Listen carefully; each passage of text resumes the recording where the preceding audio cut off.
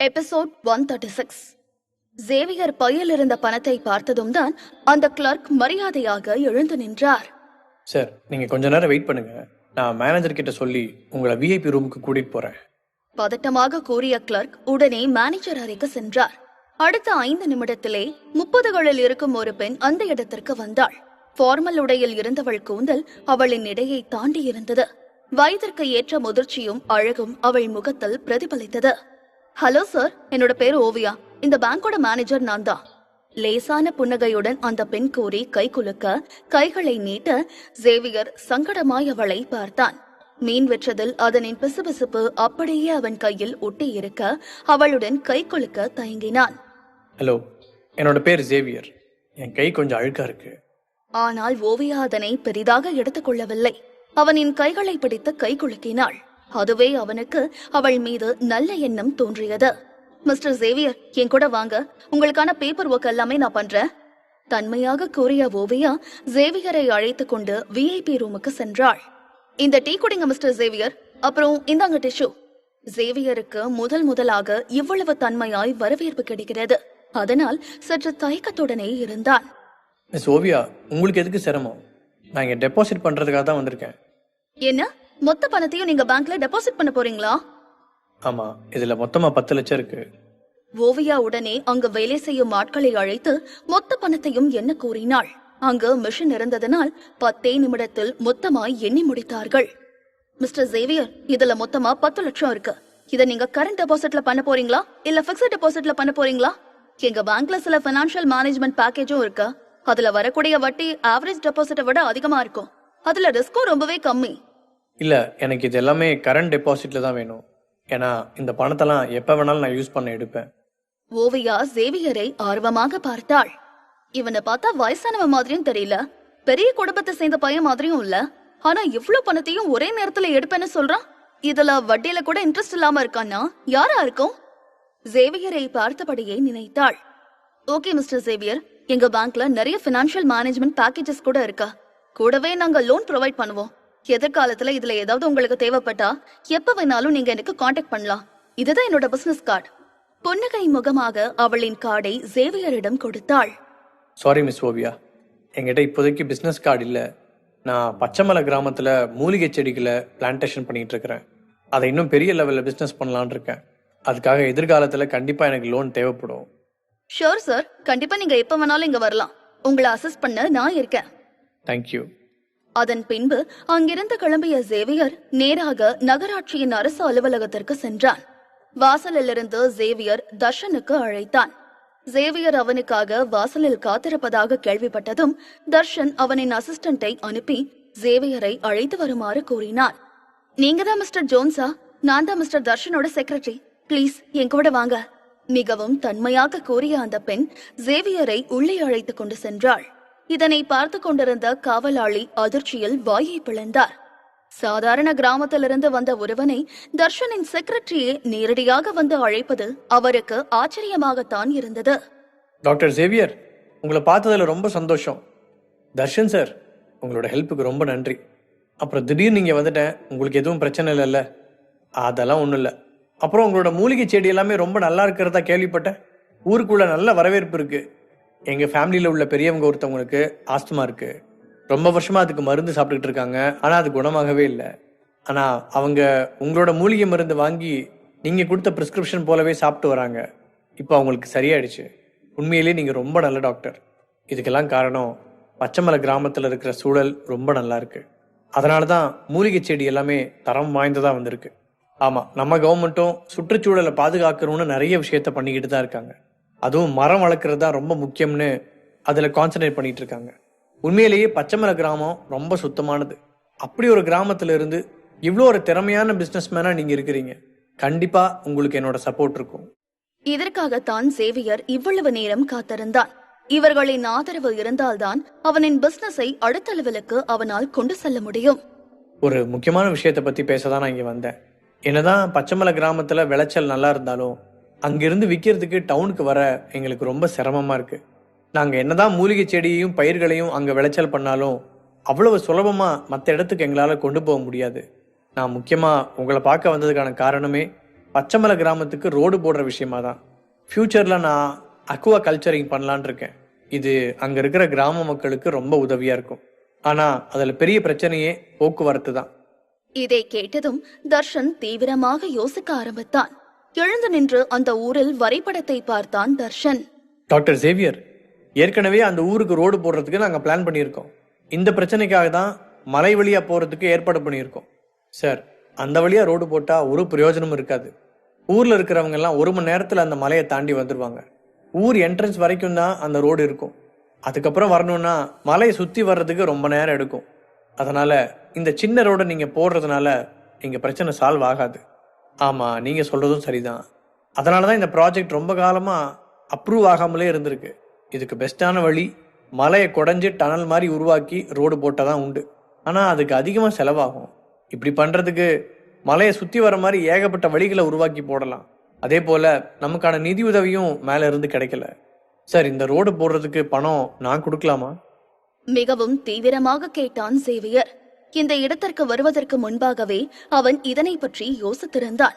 பச்சைமலை கிராமத்தின் எதிர்காலத்திற்காக அவனே ஒரு ரோடு போட்டாக வேண்டும் என்று நினைத்தான். இதை கேட்டதுமே தர்ஷனுக்கு மகிழ்ச்சியாக இருந்தது. ரொம்ப நல்ல விஷயம். உங்களுக்கு இதில் இன்வெஸ்ட் பண்ணணும்னு விருப்பம் இருந்தா கண்டிப்பாக ஊராட்சி மையம் உங்களுக்கு உதவி பண்ணும். இது உங்கள் கிராமத்துக்கே ரொம்ப பெரிய நல்ல விஷயம். ஆனால் டன்னல் தோண்டி ரோடு போடுறதோட செலவு ரொம்ப அதிகமாக இருக்கும், யோசிச்சுக்கோங்க. அந்த விஷயத்தை பற்றி நான் பார்த்துக்கிறேன். அதுக்கு முன்னாடி செய்ய வேண்டிய வேலையெல்லாம் நான் திரும்பி போனதுக்கு அப்புறமா செய்ய ஆரம்பிக்கணும். தர்ஷன் சேவியரின் பெருந்தன்மையை நினைத்து வியந்தாலும் அவனை பாராட்டி தள்ளினான். ஊருக்காக நல்லது செய்வதனால் ஊராட்சி மையமும் சேவியருக்கு ஆதரவாக இருந்தது.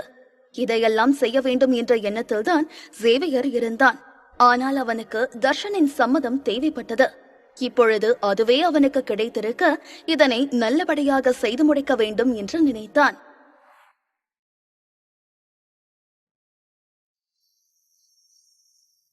எபிசோட் 137.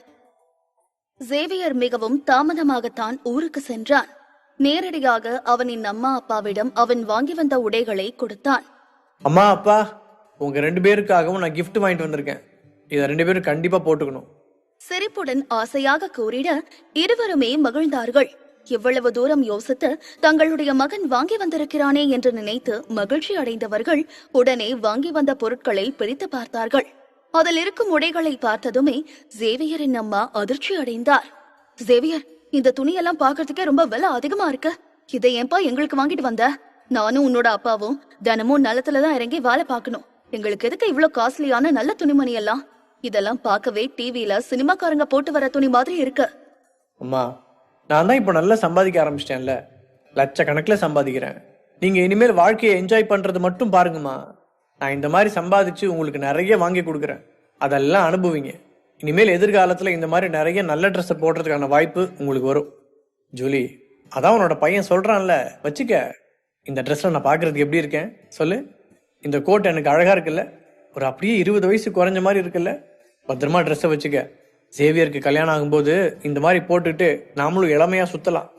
அட ஆமா, சேவியர் கல்யாணத்துக்கு நம்ம இதெல்லாம் போட்டுக்கலாம். இவனோட கல்யாணத்தை திருவிழா மாதிரி பெருசா பண்ணணும். ஒவ்வொரு நாளும் புதுசு புதுசா ட்ரெஸ் போட்டு நாம கொண்டாடணும். அட பாவிகளா, உங்களை வெக்கேஷன் அனுப்புறதுக்காக அழகழகா ட்ரெஸ் வாங்கிட்டு வந்தா என் கல்யாணத்திலேயே குறியா இருக்கீங்களே. இந்த பேச்சை விடவே மாட்டீங்களா? என்ன சொன்னாலும் என் கல்யாண பேச்சிலேயே வந்து நிக்கிறீங்க. கல்யாணம் பண்றதுக்கு முதல்ல பொண்ணு இருக்கணும். பொண்ணே இல்ல, அவளை ஆளையும் காணும் அட்ரஸையும் காணும் நானே குழப்பத்துல இருக்கேன். இவங்க வேற இப்படி பண்றாங்களே. மனதில் நினைத்து புலம்பினான் சேவியர். சாப்பிட்டு முடித்ததும் சேவியர் சும்மா இருக்க முடியாமல் ஊரில் இருக்கும் பிராட்காஸ்ட் ரூமுக்கு சென்றான். அங்குதான் சிறிய வானொலி மையம் போல ஒரு அமைப்பு இருக்கும். ஊரில் எந்த ஒரு விசேஷம் என்றாலும் அங்கிருந்துதான் ஒலி எழுப்பியை வைத்து பாட்டு கச்சேரி நடத்துவார்கள். அதனின் பொறுப்பு அவனின் எதிர் வீட்டு ஆட்களிடம்தான் இருந்தது. ஹாய் ஆண்டி, உங்களை பார்த்து ரொம்ப நாள் ஆச்சு. இன்னைக்கு டவுனுக்கு போயிருந்தேன். உங்க ஞாபகத்துல ஒரு கேக் வாங்கிட்டு வந்தேன், சாப்பிடுங்களேன். ஐஸ் வைக்கும் விதமாக அந்த பெண்ணிடம் அவன் கூற அவரோ ஆர்வமாக கேக்கை வாங்கினார். சொல்லு சேவியர், எதுக்கு எனக்காக பிடிக்கிற? என்ன வேணும்? ஆண்டி, இந்த லவுட் ஸ்பீக்கரை கொஞ்ச நேரம் கொடுக்குறீங்களா? என்ன படவா ராஸ்கல், இந்த நேரத்துல உனக்கு லவுட் ஸ்பீக்கர் தேவைப்படுதா? ஊர் தலைவர் லவுட் ஸ்பீக்கரை சாதாரணமா யூஸ் பண்ணக்கூடாதுன்னு சொல்லிருக்காரு. அதெல்லாம் இப்ப தர முடியாது. சரி, வந்ததும் வந்துட்ட, கொஞ்ச நேரம் இங்க இரு, நான் போய் என்னோட ஜாக்கெட் எடுத்துட்டு வரேன். ரொம்ப குளிரா இருக்கு. நான் வர வரைக்கும் இந்த இடத்துல எதையும் தொடாம அமைதியா பாத்துக்கோ சொல்லிட்டேன். மிரட்டும் தோரணையில் கூறிவிட்டு அந்த பெண் கேக்குடன் அவரின் வீட்டிற்கு சென்றார். அவர் சென்ற மறுநொடியே சேவியர் அற்ப புன்னகை சிந்தினான். Hello hello, mic testing 1 2 3. ஊரில் இருக்கும் மகாஜனங்களே, இந்த நேரத்தில் இப்படி கத்தி கூப்பாட போடுறதுக்கு என்ன மன்னிச்சிருங்க. நான் தான் உங்க வீட்டு பிள்ளை சேவியர் பேசுறேன்.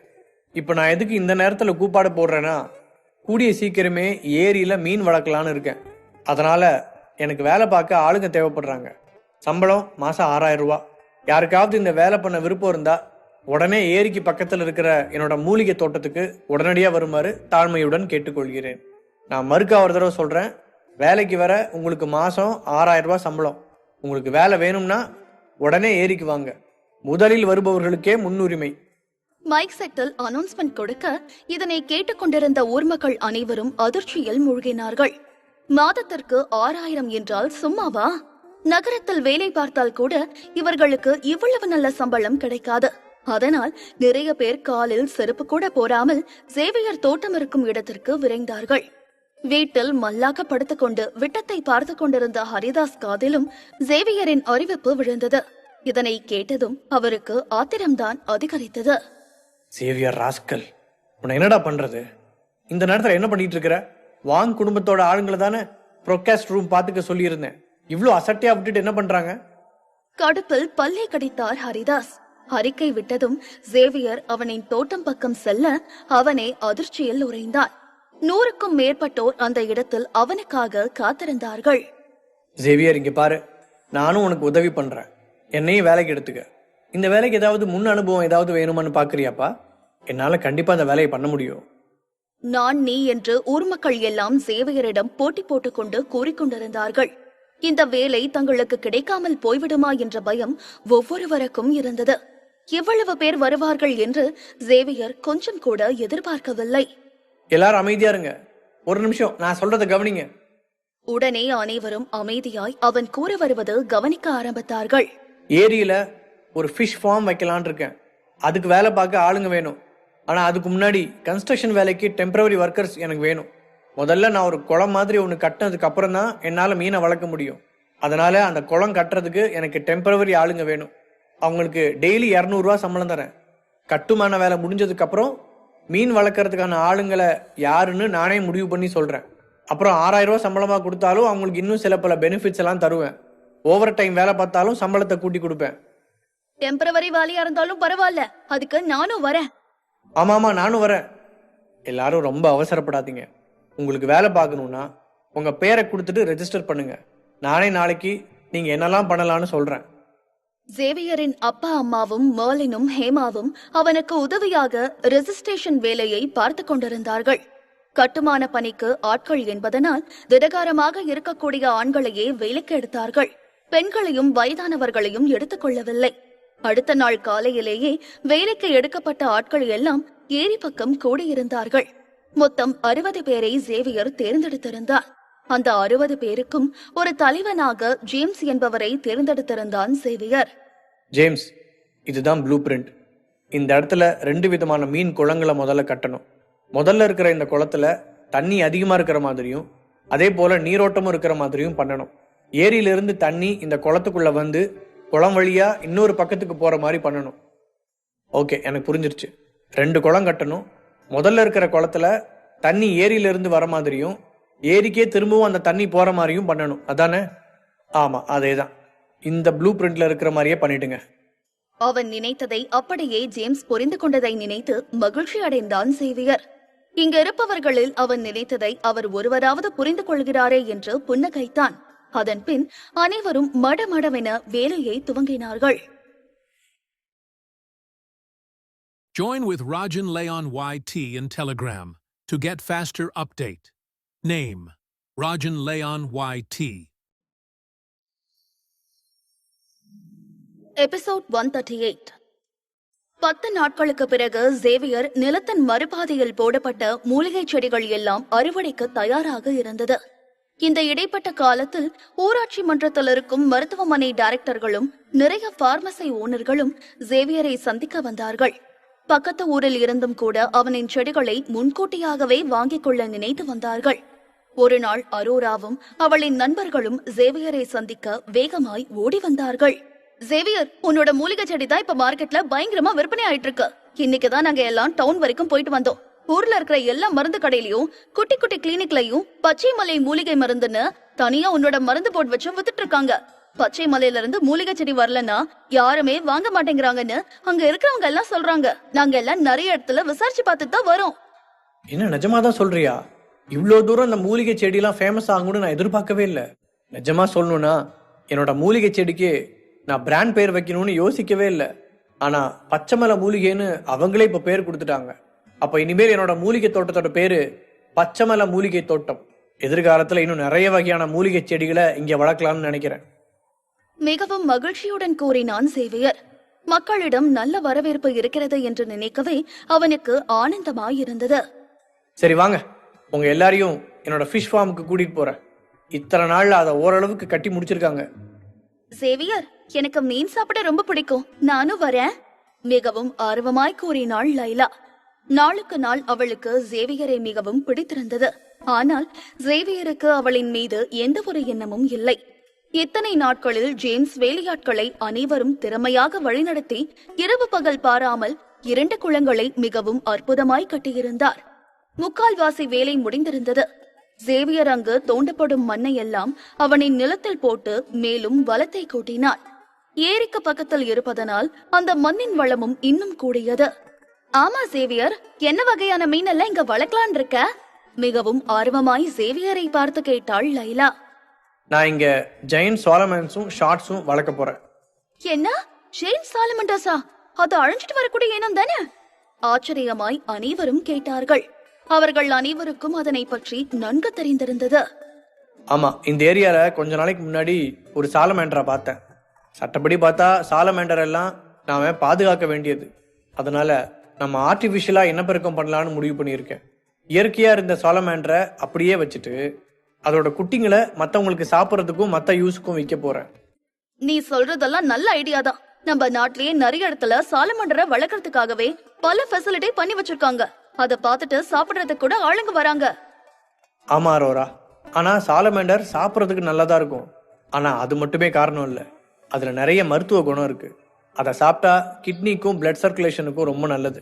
ஆரோன், சாலமேண்டர்ஸ் பிரீட் பண்ணதும் தினமும் உனக்கு நான் கொஞ்சம் கொடுக்குறேன், சரியா? ஆரோனுக்கு கிட்னியில் பிரச்சனை இருப்பதை ஞாபகம் வைத்துக் கொண்டு சேவியர் கூறிட அவன் சம்மதமாய் தலையசைத்தான். நண்பர்கள் கூட்டத்திலே சேவியர் ஒருவன்தான் அவனை பற்றி அக்கறை கொண்டு இதனை செய்கிறான். மற்றவர்கள் எல்லாம் இதனை கேலி செய்யும் போது அவனுக்கு கஷ்டமாக இருக்கும்.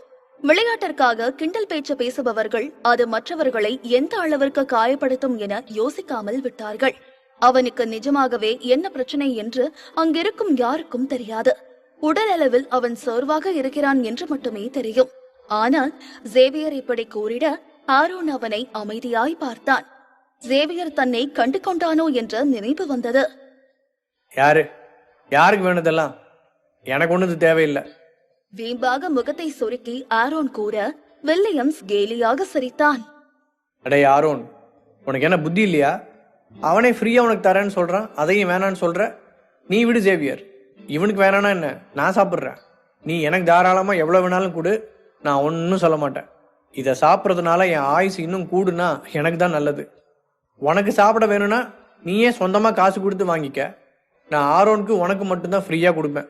ஆரோன், உனக்கு எப்பயாவது இதை சாப்பிடணும்னு தோணுச்சுன்னா நீ தாராளமா என்கிட்ட வரலாம். இதை கேட்டதுமே ஆரோன் கண்ணம் சிவந்தது. அவனுக்கும் இதனை சாப்பிடும் ஆசை இருந்தது. ஆனால் அனைவர் முன்னிலையிலும் சேவியர் கூறியதுதான் அவனுக்கு ஒரு மார்க்கமாயிருந்தது. இதில் அரோரா, லைலா, ஜனனி என 3 பேர் முன்னிலையிலும் சேவியர் கூற அவனுக்கு கோபத்தை தான் கொடுத்தது. அந்த நேரம் 4-5 லேண்ட் ரோவர் கார்கள் ஊரின் உள்ளே நுழைந்தது. இவ்வளவு விலை உயர்ந்த கார்களை ஊர் மக்கள் பார்த்ததே இல்லை. அனைவரும் ஆச்சரியமாய் வெளியே பார்க்க ஓடி வந்தார்கள். சேவியர், இவங்க எல்லாம் யாரு? காரை பார்த்ததும் அரோரா கேட்க மற்றவர்கள் அனைவரும் அதனை பார்த்தார்கள். சேவியரின் மூலிகை தோட்டத்திற்கு முன்பாக காரை நிறுத்தி அதிலிருந்து டசன் கணக்கில் ஆட்கள் இறங்கினார்கள். கோட்டு சூட் அணிந்து முகத்தில் ஒரு திமிருடன் அனைவரும் நின்றார்கள். சேவியர், இவங்க எல்லாம் உன்னோட மூலிகை செடியை வாங்குறதுக்கு வந்திருக்காங்களா? இவங்க எல்லாம் பார்க்கவே ரொம்ப பெரிய பணக்காரங்களா இருக்காங்களே. இதுக்கு முன்னாடி வந்தவங்களை விட இவங்க ரொம்ப பெரிய இடத்தை சேர்ந்தவங்க போல. கண்கள் மின்ன சேவியரிடம் கூறினாள் லைலா. அவளுக்கு அவன் மீது இன்னும் ஆசை அதிகரித்தது. சேவியருக்கு அவர்கள் யார் என்றே தெரியவில்லை. நீங்க எல்லாம் இங்க இருங்க, இவங்க எல்லாம் யாருன்னு நான் போய் பார்த்துட்டு வரேன். வந்திருந்த ஆட்கள் எல்லாம் மூலிகை தோட்டத்திற்கு வெளியே நின்று அந்த தோட்டத்தை ஆராய்ச்சி செய்தபடியே பேசிக் கொண்டிருந்தார்கள். அந்த கூட்டத்தில் நடுவாக பெரிய தொப்பையுடன் ஒருவர் நின்றிருந்தார். அவருக்கு அருகே இருக்கும் ஒரு அசிஸ்டன்ட் அவரிடம் ஏதோ கூறிக்கொண்டிருக்க அதுக்கு சம்மதமாய் தலையசைத்துக் கொண்டே இருந்தார். என்னமோ அவரின் சொந்த நிலத்திற்கே வந்தது போல மிதப்பாக பேசிக்கொண்டு நின்றார். சார், இங்க மொத்தமா 100 ஏக்கர் நிலம் இருக்கு. ஆனா நாம போட்ட கணக்குப்படி இந்த இடம் பத்தாது. வேணும்னா ஊர் மக்கள் கிட்ட இருந்து நிலத்தையும் வாங்கி நம்மளோட பிளான்டேஷனை இங்க பண்ணலாம். நல்ல யோசனை தான். நம்மளோட போர்ட் ஆஃப் டைரக்டர் இந்த ப்ராஜெக்ட்ல ரொம்ப பெரிய அளவுல இன்வெஸ்ட்மெண்ட் பண்ணியிருக்காங்க. இதுல அவங்க நிறைய லாபத்தை எதிர்பார்க்கறாங்க. அதனால எவ்வளோ சீக்கிரம் முடியுதோ அவ்வளோ சீக்கிரம் இங்க வேலையை ஆரம்பிக்கணும். நாம சொல்றதுக்கு இங்க யாரும் கட்டுப்படலைனாக்கா இந்த மொத்த ஊரையுமே விலை கொடுத்து வாங்கிருங்க. இந்த ஊர் பேரு பச்சைமலை. அதனால இங்கிருந்து வர மூலிகை செடி பேரு பச்சைமலை மூலிகைகள் தான். ஓகே மிஸ்டர் ரெட்டி, உடனே நீங்க சொன்ன மாதிரி வேலையை ஆரம்பிச்சிருவோம். இங்க யாரை தேடி வந்திருக்கீங்க? மிஸ்டர் ரெட்டி சேவியரை கண்டுகொள்ளவே இல்லை. அவருக்கு பக்கத்தில் இருக்கும் அசிஸ்டன்ட் தான் அவனை பார்த்து எரிந்து விழுந்தான். ஏ பட்டிக்காடு, உனக்கு இங்க என்ன வேலை? இங்க இருந்து ஒழுங்கு மரியாதையை வெளியே போ. மிஸ்டர் ரெட்டியை தொந்தரவு பண்ணாத. எரிச்சலாக அவன் பேச சேவியருக்கு கோபம் பொத்து கொண்டு வந்தது. ஏய், வார்த்தையை அளந்து பேசு. யார் இடத்துக்கு வந்து குரலை வசதி பேசுற? முதல்ல நீ யாரா? எதுக்கு என்னோட நேரத்துல வந்து ஆராய்ச்சி பண்ணிட்டு இருக்கிற? என்னோட இடத்துக்கே வந்து என்கிட்டயே வெளியே போக சொல்றியா? உன பேசின வாய உடைச்சிரும் பாத்துக்க. கோபமாக சேவியர் கூறிட அசிஸ்டன்ட் அவனை அதிர்ச்சியுடன் பார்த்தான். மிஸ்டர் ரெட்டி பார்வை அப்பொழுதுதான் சேவியர் மீது படிந்தது.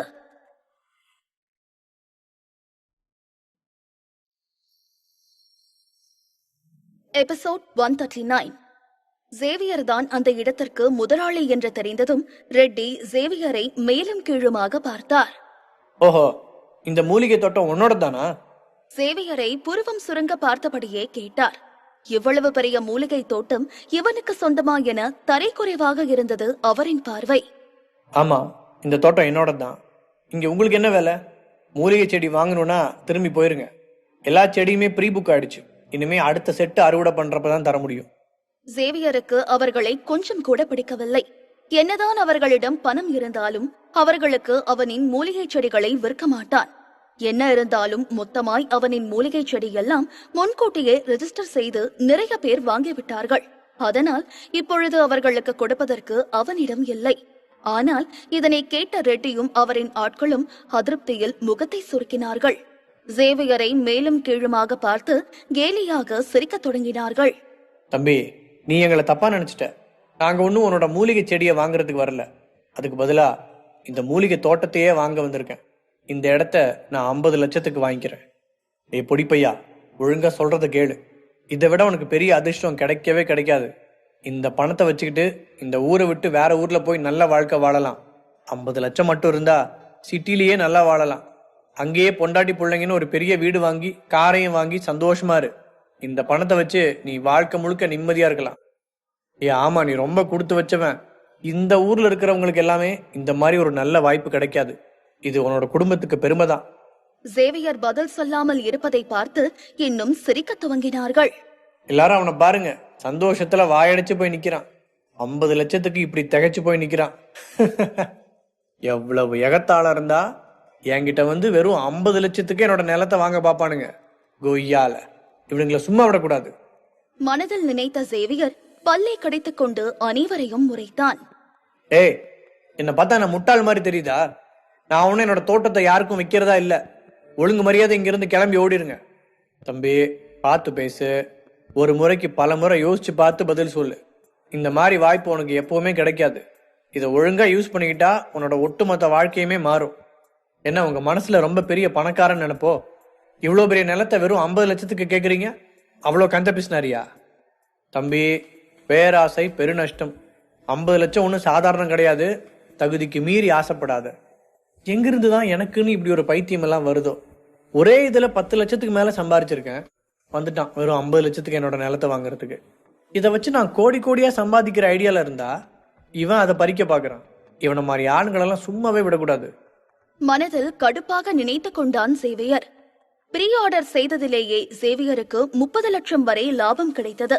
அடுத்த முறை இதனை விட 2 மடங்கு அதிகமாய் அவன் சம்பாதிப்பான். அப்படி இருக்கையில் எப்படி வரும் 50 லட்சத்திற்கு அவன் நிலத்தை கொடுப்பான்? என்னோட தோட்டத்தை நான் விற்கிற ஐடியால இல்ல. உங்களுக்கு செடி வேணும்னா ஆர்டர் கொடுத்துட்டு போங்க. இன்னும் சில செடி ஆர்டர் ஆகாம இருக்கு. இல்ல வேண்டாம்னா இங்கிருந்து கிளம்பிருங்க. தேவையில்லாம நீங்க இனிமேல் என்னோட நேரத்தையும் வீணாக்காதீங்க. கடுப்பாக கூறிய சேவியர் அதன் பின்பு அங்கு நிற்காமல் அங்கிருந்து புறப்பட்டான். சேவியர் ரெட்டியை மதிக்காமல் அவன் பாட்டிற்கு கிளம்ப அது அவருக்கு கோபத்தை கொடுத்தது. ரெட்டிக்கு அருகே இருந்த நபர் கோபத்துடன் சேவியரை பார்த்து கொண்டிருந்தான். மிஸ்டர் ரெட்டி, இவன் இவ்ளோ திமிரா இருக்கான். இந்த பொட்டல் காட்டுல சாதாரணமா விவசாயம் பண்ணிக்கிட்டு இருக்கிற இவனுக்கு இவ்ளோ திமிரா? என்னமோ இவன் வச்சிருக்கிற மூலிகை செடியெல்லாம் பிரைஸ்லெஸ் மாதிரி பேசுறான். ஊராட்சி ஆளுங்க கிட்ட பேசி இவனோட மூலிகை செடியை தடை பண்ண சொல்லணும். அதெல்லாம் விற்காம அழுகி போனாதான் இவனுக்கு புத்தி வரும். எதுவுமே செல்லுபடியாகாம இருந்தா அப்போ இந்த பட்டிக்காட்டானுக்கு எவ்வளவு திமிரு இருக்குன்னு வந்து பார்ப்போம். அப்போ 50 லட்சம் என்ன, வெறும் 50,000க்கே இந்த இடத்த நம்ம கிட்ட கொடுத்துட்டு போயிடுவான். கோபமாக அவன் கூற ரெட்டி அவனை பயங்கரமாய் முறைத்தார். உனக்கு என்ன புத்திகிதி கெட்டு போயிடுச்சா? இந்த மாதிரி பண்ணா மற்றவங்களாம் நம்ம கம்பெனியை பத்தி என்ன நினைப்பாங்க? ஒண்ணுமே இல்லாத கிராமத்தாங்கிட்ட இருந்து இடத்த அடிச்சு புடுங்குறோம்னு நினைக்க மாட்டாங்க? இது நமக்கும் அசிங்கத்தை கொடுக்கும். இந்த மாதிரி பட்டிக்காட்டானுக்காக நாம நம்மளோட ரெப்யூட்டேஷனை குறைச்சிக்க பாக்குறியா? இதெல்லாம் காதும் வச்ச மாதிரி முடிக்க வேண்டிய வேலை. இவனெல்லாம் அழிக்கிறதுக்கு எனக்கு ஏகப்பட்ட வழி இருக்கு. இதுக்கான கான்ட்ராக்டை முதல்ல ரெடி பண்ணு.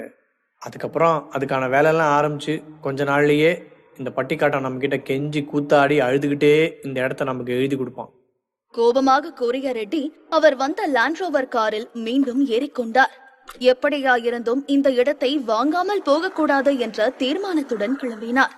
அவர்கள் எல்லாம் சென்ற பிறகு ஜூலி சேவியர் பக்கம் வந்தார். சேவியர், யாருப்பா இவங்கெல்லாம்? என்ன விஷயமா இங்க வந்தாங்க? அது வேற ஒண்ணும் இல்லம்மா. இங்க பைத்தியத்துக்கு வைத்தியம் பார்ப்போமான்னு கேட்க வந்தாங்க. அதான் இல்லைன்னு சொல்லி அனுப்புனேன். அப்புறமா இன்னும் 2 நாள்ல இங்க இருக்கிறதெல்லாம் அறுவடைக்கு தயார் பண்ணியிருக்கலாம். நான் ஏற்கனவே ஃபார்மசிக்கும் ஹாஸ்பிட்டலுக்கும் சொல்லிட்டேன். அவங்க 2 நாள் கழிச்சு வந்து அதெல்லாம் எடுத்துப்பாங்க. இந்த 2 நாள்ல நீங்களும் மற்றவங்களும் கொஞ்சம் அறுவடை வேலையை நல்லபடியா பார்த்து முடிச்சு கொடுங்க. சரிப்பா, நாங்க இதெல்லாம் நல்லபடியா முடிச்சிடறோம், நீ கவலைப்படாத. முதல் முறை வந்ததை விட இந்த முறை நிறைய செடிகளை பயிரிட்டிருந்தான் சேவியர்.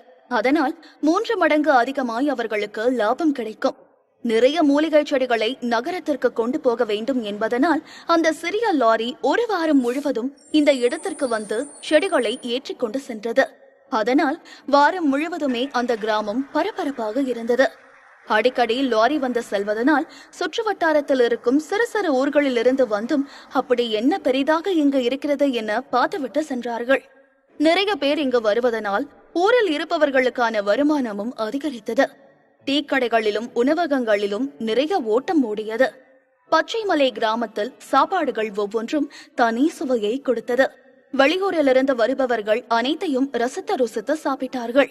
இப்படி நிறைய பேர் வந்து செல்வதனால் ஊரில் இருப்பவர்கள் தங்கும் விடுதிகளுக்கும் ஏற்பாடு செய்தார்கள். இதன் மூலமாய் நிறைய பணத்தை சம்பாதித்தார்கள். இதில் இந்த ஊருக்கு வந்துவிட்டு திரும்ப செல்லும் பொழுது நிறைய காய்கறிகளும் வாங்கிக் கொண்டு செல்கிறார்கள். சேவியர் உண்மையிலேயே ரொம்ப திறமையான ஆளு. அவரோட மூலிகை தோட்டம் ரொம்ப நல்லாவே வேலை செய்யுது. தினமும் நிறைய லாரி வந்து செடிகள் எடுத்துட்டு போயிட்டு இருக்கு. அவனுக்கு நிஜமாலுமே இதுல இருந்து கொள்ள லாபம் தான் கிடைக்குது.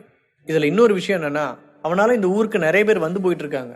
அதனாலேயே இங்க இருக்கிறவங்களுக்கும் இன்னும் வருமானம் அதிகரிக்குது. நிலத்தில் வேலை பார்த்து கொண்டே ஒருவர் கூறிக்கொண்டிருந்தார். கேக்குறதுக்கே ரொம்ப நல்லா இருக்கு. இதுக்கு முன்னாடி இந்த ஊர்ல ஒரு செழிப்புமே இல்லாம இருந்துச்சு. இங்க இருந்து நம்ம தான் டவுனுக்கு போய் வேலை பார்த்துட்டு வருவோம். அதுலயும் பாதி பேரு நம்ம ஊரை விட்டு போறதுக்கு மனசே இல்லாம இங்கே இருப்போம். ஆனா இப்ப நம்ம ஊர்ல கை நிறைய சம்பாதிக்க வேண்டிய நிலைமை இருக்கு. ஊர் முழுவதும் சேவியரை பற்றியே புகழ்ந்து பேசிக் கொண்டிருந்தார்கள். Join with Rajan Leon YT in Telegram to get faster update. Name: Rajan Leon YT. Episode 140. அடுத்த வாரத்திலேயே மீதமிருந்த செடிகள் அனைத்தையும் விற்றுவிட்டான் சேவியர். இம்முறை அவனுக்கு பெரிய லாபம் கிடைத்திருந்தது. அதிலிருந்து வீட்டிற்கு தேவையான மெத்தைகள் என நிறைய பொருட்களை வாங்கி குவித்திருந்தான். வார இறுதி நாள் என்பதனால் அரோராவும் அவளின் நண்பர்களும் அவளின் வீட்டிற்கு வந்தார்கள். என்ன சேவியர், பணத்திலே படுத்து பொருள்ற போல வாழ்வுதான், ஏலியாக அரோரா கூற அதில் கண்களை சுழற்றினான் சேவியர். ஆமா, ரொம்ப பணம் இருக்கு, அதான் பெட்டுக்கு பதிலா அதிலேயே படுத்து பொருள போறேன். உனக்கு இருக்கிற வாய் இருக்கே, உனக்கு வாய் மட்டும் இல்லைன்னா நாய் தூக்கிட்டு போயிருக்கும், அவள் கடுப்பாக கூற அதில் சிரித்தான் சேவியர். சிறுவயதிலிருந்தே இருவரும் ஒருவரை ஒருவர் கேலி கிண்டல் செய்தபடியே பொழுதை ஓட்டுவார்கள். அவளை வம்பிழுக்கவில்லை என்றால் சேவியருக்கு பொழுதே போகாது. அரோரா, நாளைக்கு என் கூட டவுனுக்கு வா. ஃபிஷ் பாண்ட் ஆல்மோஸ்ட் ரெடி ஆயிடுச்சு. அதுக்கான சில பொருட்கள் எல்லாம் வாங்கணும். அப்புறம் அப்படியே இந்த பணத்தெல்லாம் பேங்க்ல டெபாசிட் பண்ணணும். ஓகே, எனக்கு டவுன்ல சில விஷயம் வாங்க வேண்டியது இருக்கு, அதனால நாளைக்கு நானும் வரேன். அடுத்த நாள் காலையில் சேவியர் 2 பை முழுக்க பணத்துடன் கிளம்பி வந்தான். அவன் வாசலருக்கு வர அந்த நேரம்தான் அரோராவும் லைலாவும் வந்தார்கள். சேவியருடன் வெளியே செல்வதை பற்றி கேள்விப்பட்டதுமே லைலாவும் அவனுடன் தொற்றிக்கொள்ள நினைத்தாள். சேவியர், நீ ஏன் ஒரே ஆளா கஷ்டப்படுற? கொடு, நான் ஒரு பேக தூக்கிட்டு வரேன். சேவியர் 2 பையையும் தூக்கி கொண்டு வருவதை பார்த்து கேட்டாள் லைலா. அதில் இருப்பது எல்லாம் வெறும் செடிகள் தான் என நினைத்து கேட்டாள். உனக்கு பிரச்சனை இல்லைன்னா தூக்கிட்டு வா. எனக்கெல்லாம் ஒன்னும் இல்ல, நான் ரொம்ப ஸ்ட்ராங், வீராப்பாக கூறினாள் லைலா. அவளுக்கு சேவியரை மிகவும் பிடித்திருந்தது. அதிலும் அவன் செய்யும் காரியங்கள் எல்லாம் அவளின் ஈர்ப்பை இன்னும் அதிகரிக்கவே செய்தது. அதனால் அவளின் அன்பை வெளிக்காட்ட ஏதாவது வேலை செய்ய நினைத்தாள். சேவியருக்கும் அவளின் எண்ணங்கள் நன்றாகவே புரிந்தது. இருந்தும் அதனை காட்டிக்கொள்ளாமல் அமைதியாய் இருந்தான். 3 பேரும் மலைப்பக்கம் இருக்கும் ரோட்டில் நடந்து கொண்டிருக்க லைலா மூச்சு வாங்க பையை தூக்கி கொண்டு வந்தாள். எப்பா சேவியர், என்னால முடியல, இந்த பையில அப்படி என்னதான் வச்சிருக்கா? இது எல்லாமே ரொம்ப வெயிட்டா இருக்கு, உள்ளார இருக்கிறது செடிதானே? கிட்டத்தட்ட அப்படிதான், லேசான சிரிப்புடன் கூறினான். அந்த பணம் மொத்தமும் செடியை விற்றதில் தானே கிடைத்தது, அதனால் அதுவும் இதுவும் ஒன்றுதான் என்பது போல கூறினான். டவுனுக்கு வந்ததும் முதலில் பணத்தை பேங்கில் போட நினைத்தான் சேவியர். போன முறை சிட்டிக்கு சென்றதனால் அங்கு சென்று பணத்தை போட்டான். இந்த முறை அங்கு செல்லும் வேலை இல்லை என்பதனால் இங்கேயே பணத்தை போடலாம் என நினைத்தான். என்ன செய்ற, பணம் டெபாசிட் பண்ண வந்திருக்கியா? சேவியரிடம் பேச்சு கொடுக்க வேண்டும் என்பதற்காக லைலா பேச்சை ஆரம்பிக்க அரோரா அமைதியாகவே வந்தாள். அவளுக்கு பெரிதாய் பதில் சொல்லாமல் லேசாய் தலையசைத்து விட்டு சேவியர் அங்கிருக்கும் விஐபி ரூமிற்கு சென்றான். என்னமோ அவனுக்கு அது பழக்கப்பட்ட இடம் என்பது போல செல்ல அங்கிருக்கும் ஒரு ஸ்டாஃப் அவனை தடுத்தார். சார், என்ன விஷயமா நீங்க இங்க வந்திருக்கீங்க? எதுவா இருந்தாலும் நீங்க அங்க லைன்ல நில்லுங்க. லைலா, அந்த பேக்கை கொஞ்சம் டேபிள்ல வை. லைலா பையை மேலே வைத்ததுமே சேவியர் பையை திறந்து காட்டினான். நான் பணம் டெபாசிட் பண்ண வந்திருக்கேன். 2 பை முழுக்க பணத்தை பார்த்ததும் அந்த நபர் அதிர்ச்சியில் வாயை பிளந்தார். அவர் மட்டும் இல்லை, லைலாவும் வாயை பிளந்து நின்றாள். அட பாவே, அப்போ இந்த பேக்ல இருந்தது செடி இல்லையா? ஃபுல்லாவே பணம் தானா? நான் கூட விக்கிறதுக்காக செடிதான் தூக்கிட்டு வர சொல்றான்னு நினைச்சேன். மனதில் நினைத்த லைலா வரும் வழியில் தூக்க முடியாமல் தூக்கி வந்தவள் கடுப்பாகி ஒரு கட்டத்தில் அந்த பையை கீழே போட்டு அதன் மீது அமர்ந்து ஓய்வெடுத்தாள். அதனை எல்லாம் நினைத்தவள் பணப்பை மீது அமர்ந்தோம் என்று இருந்தது அவளுக்கு. பை முழுக்க பணம் இருக்கிறது என்று தெரிந்திருந்தால் அதனை அவள் தூக்கி கொண்டு வந்திருக்க மாட்டாள். எனக்கு வேற சில வேலை இருக்கு, அதனால இந்த வேலையை கொஞ்சம் சீக்கிரமா முடிச்சு கொடுங்க. நேரடியாக அந்த நபரிடம் கூறினான் சேவியர். இங்க இருக்கும் மேனேஜரை பற்றி தெரிந்து கொள்ளவும் லோனை பற்றி பேசவும் அவனுக்கு நேரம் இல்லை. அதனால் அவசரப்படுத்தினார். உடனே அங்கு வந்த மேனேஜர் டெபாசிட் செய்யும் வேலையை ஆரம்பித்தார். பணத்தை எல்லாம் வங்கியில் போட்ட பிறகு அவர்களுடன் சேர்ந்து மீனின் இனப்பெருக்கத்திற்காக பயன்படக்கூடிய சில பொருட்களை வாங்கிக் கொண்டான். அதனை அங்கு இருப்பவர்களிடம் கூறி அவனை 100இல் அதனை அமைத்து தருமாறு கேட்டுக்கொண்டான். அதன் பின் 2 பேரையும் அழைத்துக் கொண்டு அங்கிருக்கும் சூப்பர் மார்க்கெட்டுக்கு தினசரி பொருட்களை வாங்க சென்றான். டவுனில் 3 பேரும் பொருட்களை வாங்கிக் கொண்டிருக்க சேவியர் அங்கிருக்கும் ஒரு மருந்தகத்தை பார்த்தான். அங்கு பச்சைமலை மூலிகை என கதவில் ஒட்டப்பட்டிருக்க அதனை பார்த்து புன்னகைத்தான். வாங்க அங்க போய் பார்ப்போம், நம்மளோட பச்சைமலை மூலிகை எப்படி விற்பனை ஆகுதுன்னு. அதை பத்தி மத்தவங்க என்ன நினைக்கிறாங்கன்னு தெரிஞ்சுக்கலாம். இருவரும் சம்மதமாய் தலையை அசைக்க சேவியர் அந்த கடையின் உள்ளே சாதாரணமாய் நுழைந்தான். சார், உங்ககிட்ட பச்சைமலை மூலிகை இருக்கா? எதிர்பார்ப்புடன் அவன் கேட்க அந்த கடையின் ஓனர் மறுப்பாக தலையை அசைத்தார். இல்ல, ஆனா ஃபேக்டரியில தயாரிக்கிற மூலிகை செடி இங்க இருக்கு. அது ஒன்றும் அவ்வளோ தரம் குறைவானதும் இல்ல. ஆனா வாசல்ல பச்சை மலை மூலிகைன்னு ஒட்டி வச்சிருக்கீங்க, அப்புறம் ஏன் இல்லைன்னு சொல்றீங்க? அது எல்லாமே வித்து போச்சு. என்ன, அது அவ்வளோ பாப்புலரா? அவனின் மூலிகை செடி எல்லாம் இவ்வளவு சீக்கிரம் விற்பனையாகும் என சேவியர் கொஞ்சம் கூட எதிர்பார்க்கவில்லை.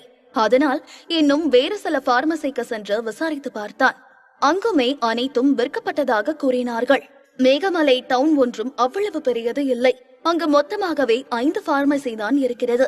அந்த 5 கடைகளிலுமே அவனின் மூலிகை செடிகள் விற்பனை செய்யப்பட்டதாக கூறியிருக்கிறார்கள். இப்பொழுதுதான் 2 நாட்களுக்கு முன்பு அறுவடை செய்து மூலிகைகளை அனுப்பியிருந்தான். அப்படி இருந்தும் இதெல்லாம் போதவில்லையா என்று யோசித்தான். தம்பி, பச்சை மலை மூலிகை தான் உனக்கு வாங்கணும்னு இருந்தா இந்த ரெடிமேட் மருந்தை வாங்கிக்கோ. இதுவும் பச்சை மலை மூலிகையில இருந்து நான் உருவாக்குனது. செடிகளை நேரடியா யூஸ் பண்றதுக்கு இது இன்னும் பெட்டரா இருக்கும். அந்த ஓனர் சேவியரிடம் சில கலர் மருந்தை கொடுத்து பாட்டிலை காட்டினார். என்ன, இதெல்லாம் பச்சை மலை மூலிகையா? அந்த பாட்டிலை எடுத்து குழப்பத்துடன் பார்த்தான் சேவியர். அதில் என்னென்ன பொருட்கள் கலக்கப்பட்டிருக்கிறது, அது என்ன மாதிரியான நோய்களை குணப்படுத்தும் என அனைத்துமே தெளிவாய் போடப்பட்டிருந்தது. கூடவே பச்சை மலை மூலிகை என்றும் போடப்பட்டிருந்தது. தம்பி, இந்த மருந்து எல்லாமே ஒவ்வொருத்தவங்க நோயை பொறுத்து அதை சரிப்படுத்தும். வாங்கி பாரு. இதெல்லாம் எவ்வளோ சார்? ஒரு பாட்டில் 500 ரூபா. என்ன, 500 ரூபாயா? சேவியர் மட்டுமல்லாது அரோராவும் லைலாவும் அதிர்ந்தார்கள். அந்த சிறிய பாட்டிலில் 50 ml தான் இருக்கும். அவ்வளவு சிறிய பாட்டில் 500 ரூபாய்க்கு எப்படி விற்கிறார்கள் என்று யோசித்தான். அந்த நேரம் வேறு சில வாடிக்கையாளர்களும் மருந்து வாங்க அங்கு வந்தார்கள். இதன் விலையை பார்த்து அவர்கள் முகம் மாறியது. இனிமேல் இந்த பச்சை மலை மூலிகையை வாங்கவே கூடாது. அநியாய விலைக்கு விற்கிறானுங்க. தம்மாதுண்டு பாட்டில் 500 ரூபாய்க்கு. பகல் கொள்ளையால இருக்கு. ஆரம்பத்துல மூலிகை செடியை வாங்கினப்ப நானும் அது நல்ல எஃபெக்டிவா இருக்கேன்னு நினைச்சேன். அதனால விலைய பத்தி எனக்கு பெருசா எந்த குறையும் தெரியல. ஆனா சாதாரண சளியை குணப்படுத்துற மருந்து விலை அதிகமா விக்கிறான். அதுக்கு இங்கிலீஷ் மருந்தையே வாங்கிட்டு போயிடலாம்.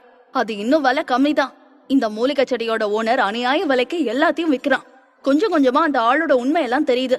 கொஞ்சம் கொஞ்சமா நல்ல பேர் எடுத்து விலையை கூட்டிட்டு போறான். கோபமாக அந்த பெண் கூறிட சேவியர் அதிர்ச்சியாக நடப்பவற்றை குழப்பத்துடன் பார்த்து கொண்டு நின்றான்.